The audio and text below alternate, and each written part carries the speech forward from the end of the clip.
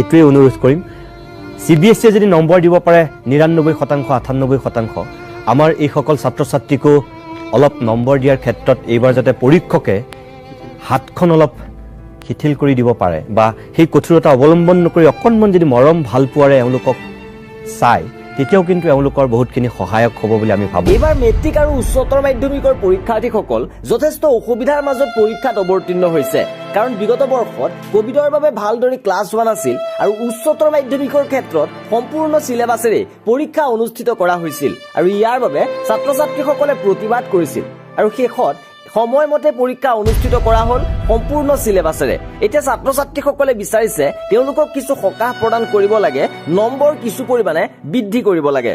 এইটোৱে অনুৰোধ কৰিম CBSE যদি নম্বৰ দিব পাৰে 99% 98% আমাৰ এই সকল ছাত্ৰ ছাত্ৰীকো অলপ নম্বৰ দিয়াৰ ক্ষেত্ৰত এইবাৰ যাতে পৰীক্ষকে হাতখন অলপ শিথিল কৰি দিব পাৰে বা সেই কঠোৰতা অৱলম্বন নকৰি অকণমান যদি মৰম ভাল পোৱাৰে এওঁলোকক চাই তেতিয়াও কিন্তু এওঁলোকৰ বহুতখিনি সহায়ক হ'ব বুলি আমি ভাবোঁ।